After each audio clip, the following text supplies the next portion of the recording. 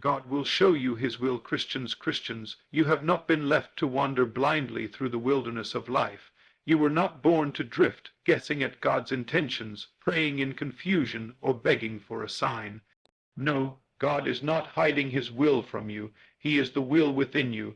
The Eternal One lives not in some distant realm, far removed from your concerns, but in the depths of your being, speaking, urging, guiding, through your desires, your longings, your persistent inner pictures that refuse to die. You have mistaken them for imagination, but I tell you, what you call imagination, God calls revelation. We were taught to look outward for God's guidance as if he only speaks through events or circumstances. But the truth is more intimate than that. God reveals his will through inward knowing. His voice is still, but never silent. His direction is subtle, but unmistakable to the one who dares to believe that God dwells within. You are not waiting on God to speak. God is waiting on you to listen, and when you do, you'll discover that his will isn't something to be guessed at. It's something to be felt, assumed, and lived. Today, I speak to awaken you to this truth. God will show you his will. Not someday, now, not out there. In you, let us begin. God's will is revealed through imagination and inner conviction, Christians.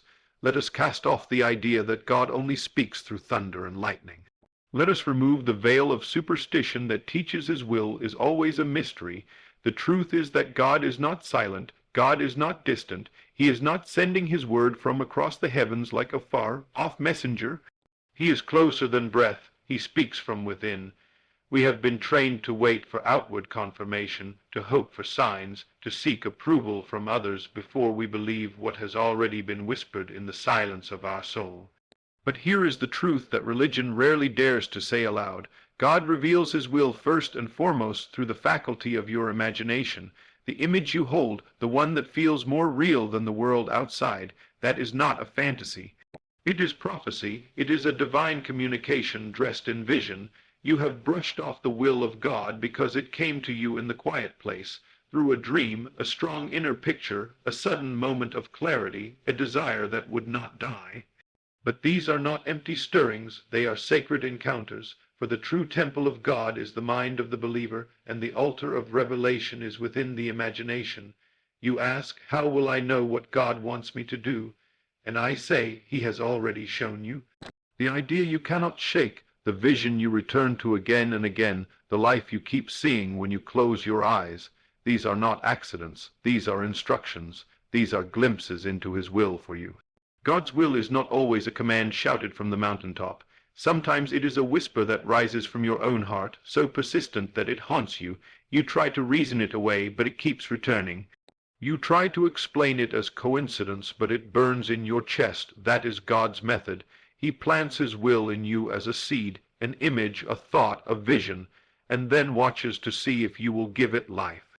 Imagination is not fiction. It is the language of heaven. It is the channel through which eternity speaks into time. When God wants to guide you, he impresses upon your soul a picture, a scene, a desire that carries within it the blueprint of your destiny. And if you dare to believe it, not with mere hope but with inner conviction, you begin to walk in alignment with divine purpose. That inner conviction is the mark of God's will. You can't explain it, but you know it. It doesn't make sense to the natural mind, but it feels inevitable. You try to shake it, but it won't let you go. That is not delusion, that is revelation.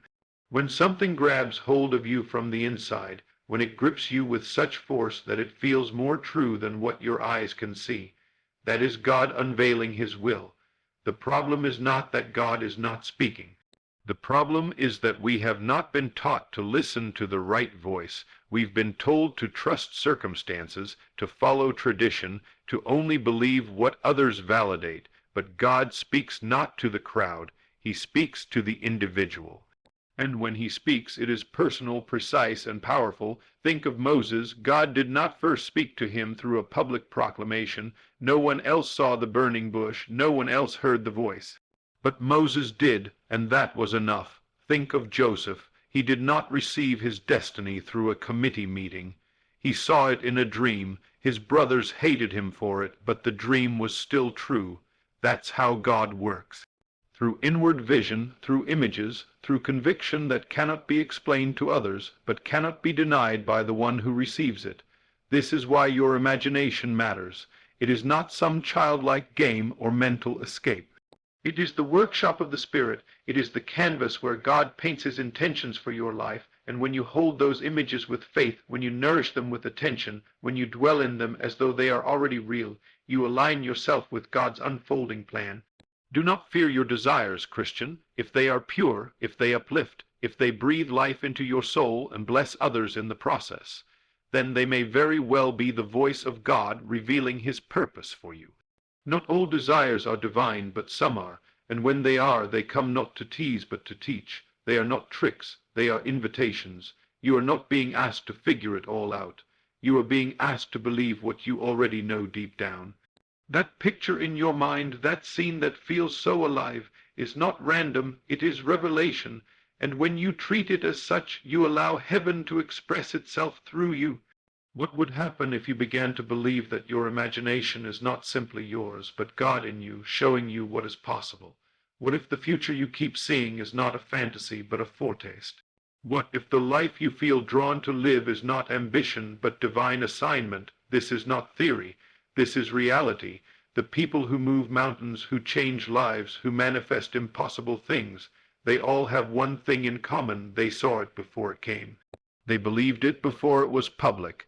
They received it in secret before it was celebrated in public, and they treated the vision as if it were sacred, because it was. If you are waiting for God to give you a plan, he already has.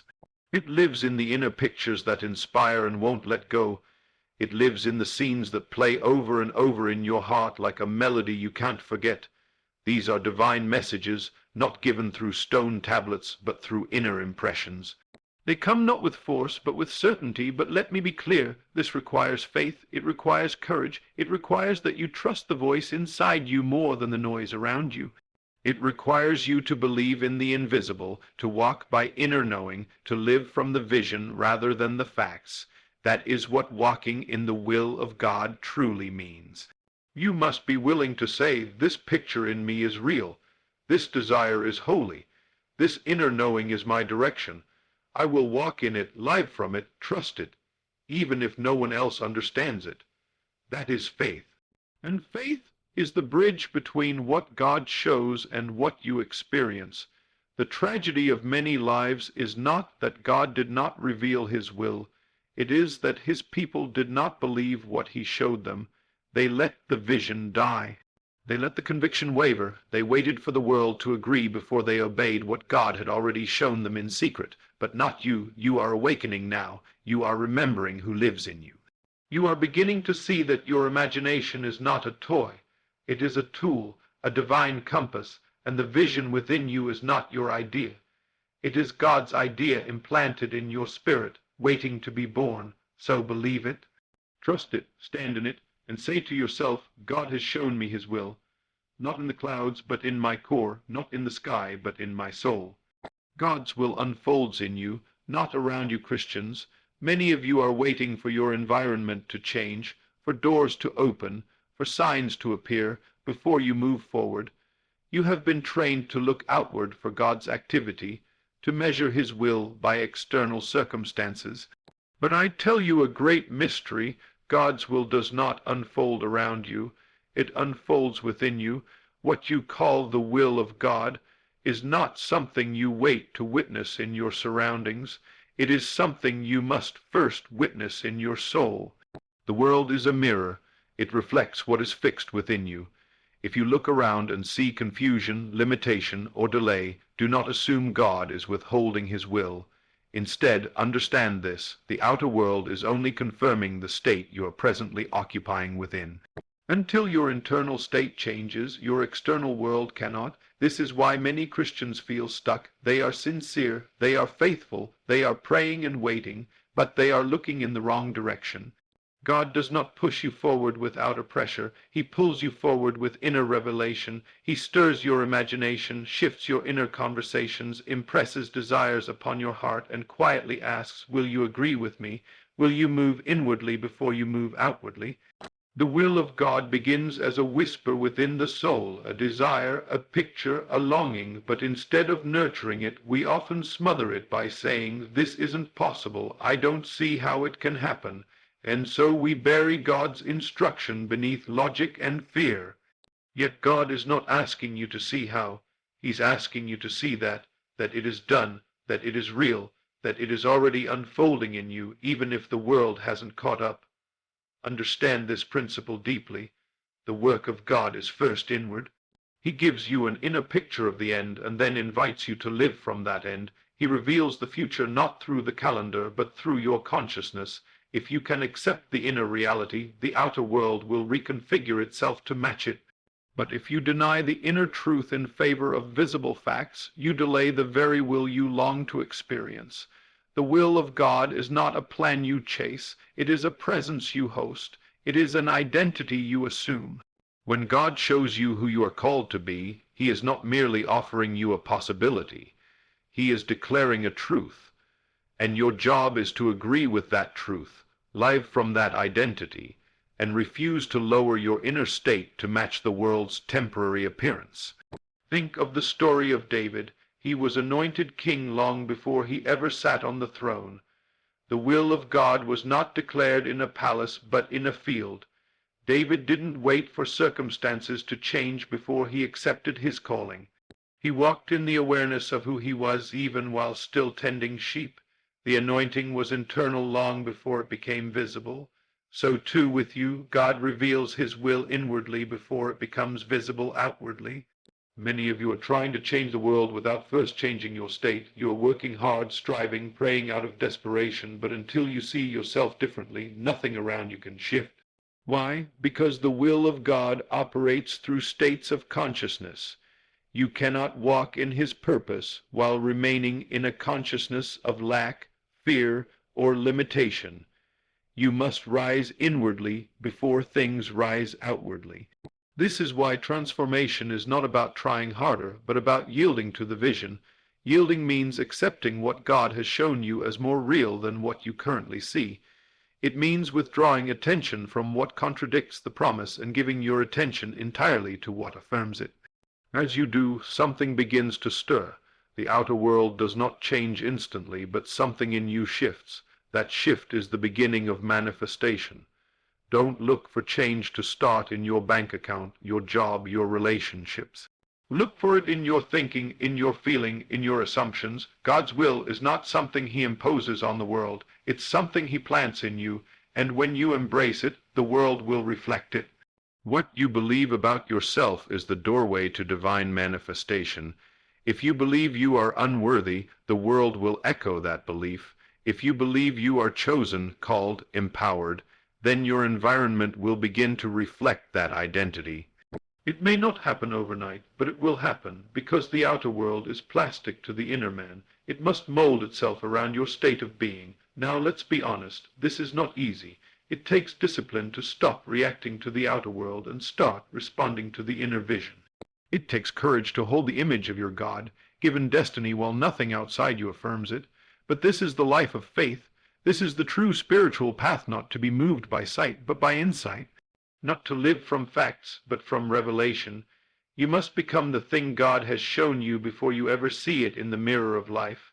You must feel the peace before the problem is solved. You must assume the victory before the battle is won. You must walk as if the door is open, even while it's still closed. This is how divine will becomes real, not through outer confirmation, but through inner embodiment. Let me say it another way. God will not bring it to you until you become it within. That's the order. First the state, then the experience. First the assumption, then the manifestation. You must dwell in the state of the answered prayer, not visit it occasionally. You must occupy it like a home, not rent it like a hotel room. The more real it becomes within you, the more inevitable it becomes outside of you. The will of God is not a mystery when you understand that He speaks through state. That is how you discern His timing, His direction, His purpose. The question is not, what is God doing out there? The question is, what am I assuming in here? Because your assumption is your permission. When you assume the identity God has given you, you are granting permission for that reality to unfold. This is not arrogance, this is alignment. It is not about you taking control. It is about you surrendering to what God has already spoken over you. He does not need your effort, He needs your agreement. He needs you to see yourself as he sees you, to feel yourself in the fulfillment, to live as if it is already true, because in the realm of spirit it already is. So I urge you, Christian, stop waiting. Stop postponing your alignment. Stop asking the world to confirm what God has already revealed in your heart. The outer world will never go first. It was never designed to lead. It was designed to follow. Your job is not to manage reality. Your job is to master your inner state. When you do, reality will conform. God's will for your life is not something He's trying to keep from you. He's already revealed it in the picture you can't forget, the identity you can't shake, the desire that burns with holy fire, and He's waiting, not for your perfection, but for your agreement. Will you believe it before you see it? Will you become it before you live it? This is the secret. God's will is not waiting in your future. It is waiting in your awareness, and the moment you accept it inwardly, the world has no choice but to shape itself accordingly. So let this be your decision today. I will no longer wait for my world to confirm God's will. I will confirm it myself by living from the vision, by dwelling in the state, by choosing the assumption that aligns with His truth. And when you do, the will of God will not be something you seek. It will be something you embody, and the world will rise to meet you in the form of answered prayer. Imagination is the tool God uses to reveal His will, Christians. You must awaken to this sacred truth. God speaks most powerfully through the language of imagination. When He desires to show you His will, He doesn't merely instruct your intellect. He arrests your imagination. The vision you carry, the scene that plays in your mind again and again, the picture that visits you even when you're not seeking it, that is not your idea. It is God's blueprint for your destiny. What you see in the mind's eye is not fantasy if it carries with it peace, purpose, and persistence. That image that won't let you go is not a vain daydream, it is a divine seed. And imagination is the fertile soil in which that seed must grow. You were not given imagination as a toy for escape, but as a tool for manifestation. When God gives you a picture in your imagination, He is inviting you to participate in His plan by believing it, embodying it, and bringing it forth. Let us make this plain. The faculty of imagination is sacred. It is not mere mental entertainment, it is spiritual perception. What telescopes are to stars and microscopes are to cells, imagination is to divine reality.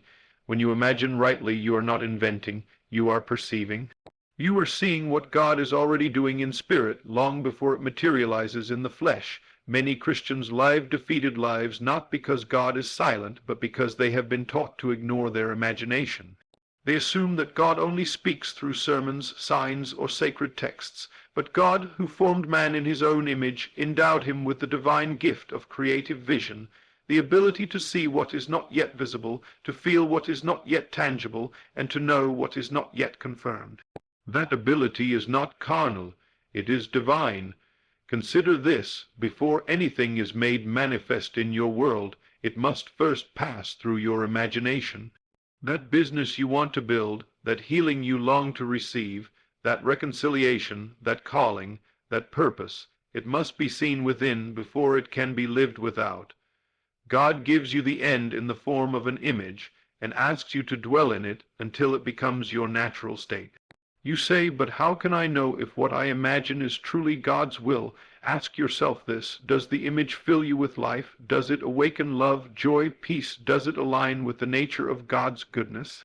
If the answer is yes, then you must no longer doubt it. God's will is always revealed in ways that uplift and transform. The enemy may speak in fear and limitation, but the Spirit speaks in possibility, expansion, and wholeness. Your imagination is a divine rehearsal space. It is where you embody the will of God before the curtain rises on your life stage. You must not treat it lightly. If God shows you a scene in which you are whole, joyful, impactful, then you must assume it is real. You must rehearse it again and again until your soul believes it, until your body feels it, until your spirit rejoices in it. This is not make-believe. This is faith in action. Faith is the substance of things hoped for, the evidence of things not seen. But how do you interact with something you cannot see? Through imagination. Imagination is the eye of faith. It allows you to see the unseen and live from it as if it were already true. And herein lies the secret. What you consistently imagine, you will eventually experience. Not because imagination is magic, but because it is the bridge between the spiritual and the physical. When you dwell long enough in a God-given image, your subconscious accepts it as truth, your actions begin to align with it, and your environment begins to reflect it. God does not give you a vision to torment you. He gives it so that you will align with it. The picture is not a tease. It is an invitation, and you must respond not by asking how, but by saying yes. Say yes to the vision. Say yes to the picture. Say yes to the feeling it brings, and keep saying yes until the world has no choice but to catch up with your spirit. One of the most powerful truths you can ever accept is this: you are always imagining something. You are always forming inner pictures, whether consciously or not. The only question is whether your imagination is governed by fear or by faith. Are you imagining what God has shown you, or what the world has told you is possible? Are you rehearsing lack, failure, rejection, or are you rehearsing divine purpose, favor, and completion? To walk in God's will, you must discipline your imagination. You must guard the images that play in your mind. You cannot entertain thoughts of defeat while expecting victory. You cannot dwell on limitation while expecting abundance. What you allow to occupy your imagination will eventually occupy your life, but the beauty is this: you have the power to choose. You can deliberately choose to imagine only what aligns with God's promises. You can cast down every vain imagination that exalts itself against the knowledge of God. You can replace every lie with truth, every fear with faith, every doubt with divine vision. This is not positive thinking. It is spiritual warfare. It is the renewal of the mind. When you choose to dwell only in the pictures God has given you, you are pulling heaven into earth. You are saying, "Thy will be done on earth as it is in heaven," and your imagination is the vehicle by which that will travels. Let me be even clearer. Every breakthrough begins in imagination. Every miracle you've ever heard of began in the unseen. Someone saw it, felt it, believed it, carried it. Long before it was documented, it was visualized. God always starts in the invisible because he trusts that his children, made in his image, will complete the creative act through imagination and faith. So if you are waiting for a sign, look no further than the image burning in your heart, that thing that will not let you go, that recurring scene that fills you with peace and purpose. That is your sign.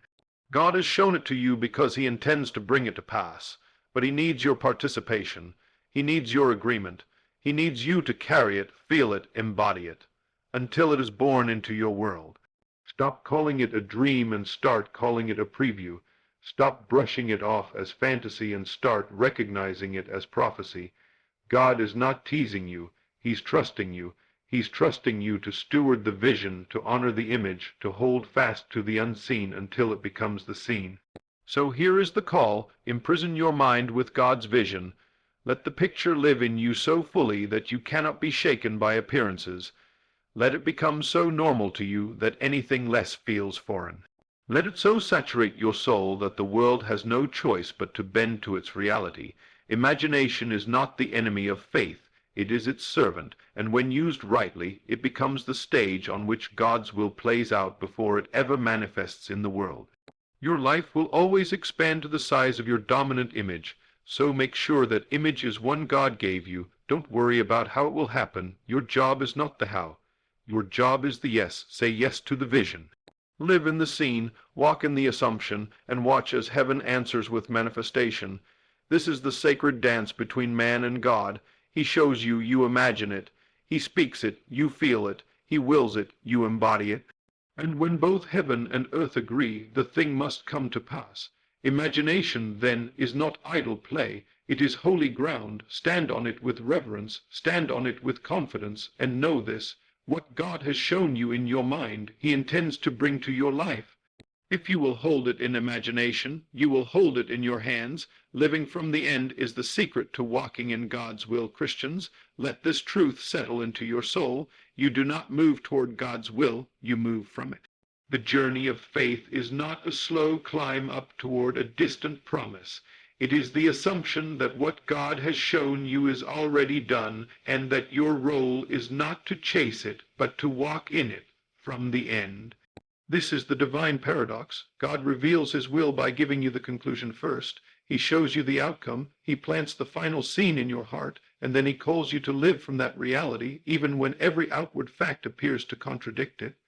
He says, walk like it's already done, speak like it's already yours, feel it, breathe it, assume it, wear it, because it is already complete in my realm.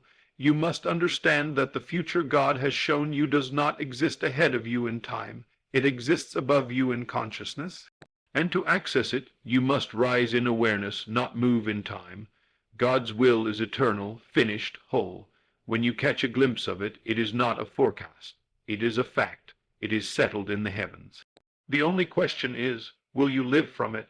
Living from the end means refusing to negotiate with circumstances. It means making the decision that God's word, not the world's evidence, is your final authority.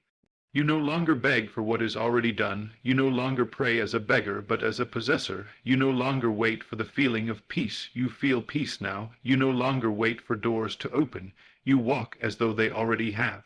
Why? Because you are not heading toward the will of God. You are moving from it. This is not a denial of reality. It is a redefinition of reality. It is the recognition that what you see is not all there is. The visible world is the effect, not the cause. If you allow your life to be determined by appearances, you will live a reactive life. But if you live by divine revelation, if you take God's picture of the end as the only truth, then everything in your world must eventually realign to match that inner assumption.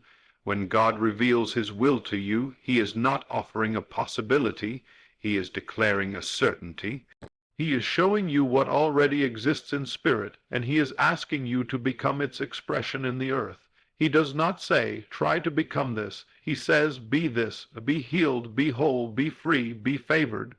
Be fruitful. These are not promises waiting to happen. They are spiritual facts waiting to be embodied. But to live from the end requires something radical. It requires that you break your addiction to visible evidence. That you no longer allow your senses to dictate your faith, that you choose to believe what God has shown you more than what your eyes show you.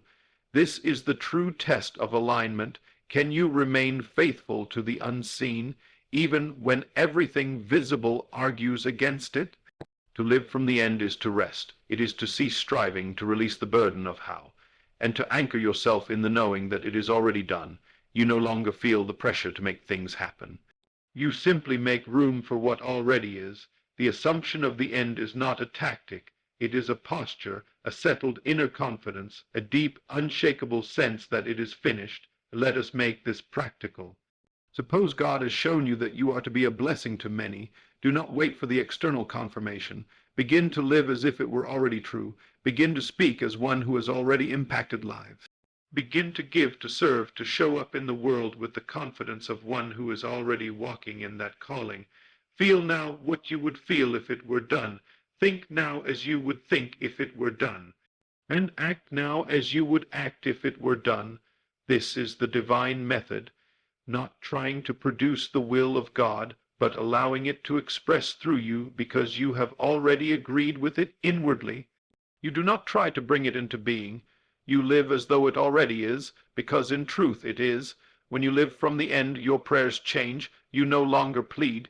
You praise. You no longer ask from desperation. You declare from revelation. You shift from God, please, to Father, thank you, because you understand that prayer is not trying to convince God. It is aligning with what he has already shown. You do not pray to inform God of your lack. You pray to awaken yourself to his abundance. Living from the end also changes your posture in delay. When you live from the middle, delay feels like denial. But when you live from the end, delay is irrelevant. You are already living in the reality of the promise, so the timing no longer disturbs you. You are not moved by waiting because you are no longer waiting. You are being, you are dwelling, you are manifesting. You are not hoping for a result. You are expressing a truth. This is what it means to walk by faith. To walk not toward the thing, but from the thing. You become the answer before the answer arrives. You assume the character of one who already possesses what was promised. This is not arrogance. This is divine agreement. Many Christians continue to postpone their breakthrough because they keep praying from the middle. They ask as if the thing is far off, when God has already placed it within them, the healing, the calling, the opportunity, the transformation, it is already present in spirit. It is already yours by inheritance, but you must take possession of it in consciousness before you ever hold it in your hand. You say, "I don't see it." That's because you're looking in the wrong place. Stop looking out, start looking in. Ask not, "Where is it?" but "Who am I?" Because once you assume the identity, the details follow. The world responds to the person you believe yourself to be, not to your desires, not to your prayers, but to your assumption of identity. This is the divine law. You do not manifest what you want. You manifest who you are, and who you are is determined by what you believe is already true. When you believe that the thing is done, that you are now the person God has shown you, that your life already contains the finished picture, then your outer world must shift to reflect that inner conviction. Living from the end means that you no longer strive for approval. You live from the awareness that you are already accepted. You no longer hustle for love. You live from the revelation that you are already beloved. You no longer perform for success. You operate from the knowing that success is already within you. This shift is not psychological, it is spiritual. It is the movement of your awareness from the realm of time to the realm of eternity. In time, the will of God seems far off. In eternity it is now, and faith is the bridge. Faith collapses the illusion of delay. It says, "I am what God says I am, right now. Even if nothing around me agrees, I agree." And when you make that agreement, your life begins to realign. Slowly at first, then suddenly, the right people show up.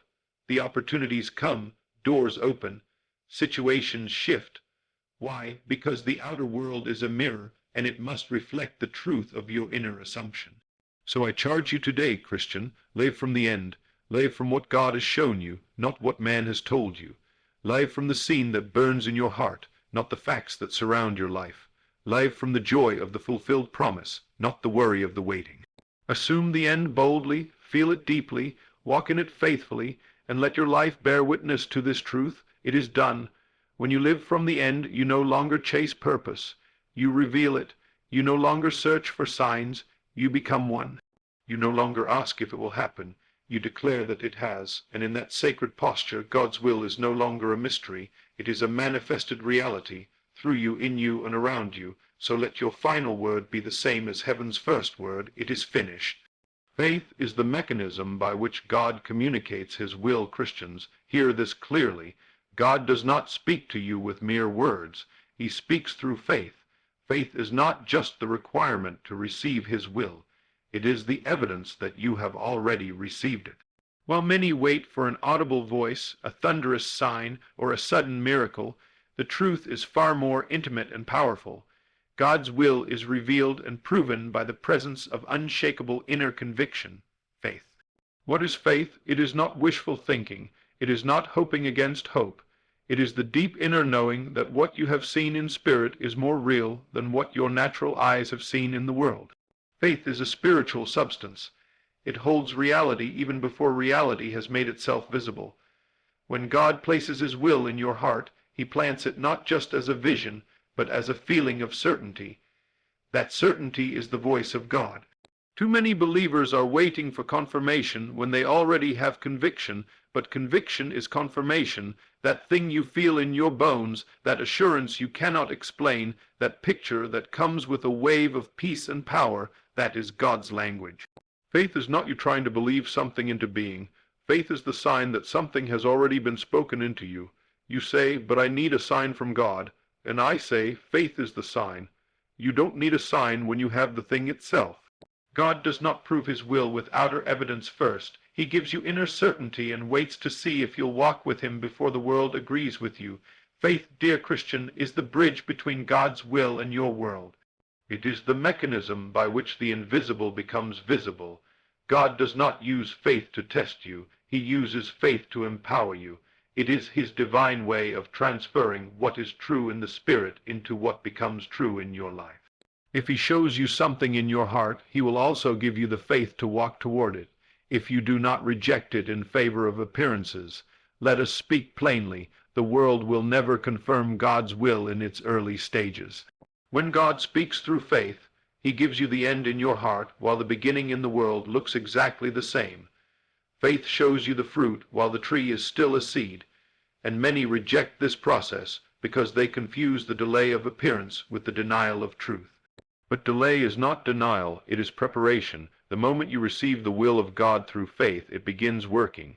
Invisibly, silently, persistently. This is why you must treasure faith. You must honor that inner feeling that says, this is real, this is mine, this is done.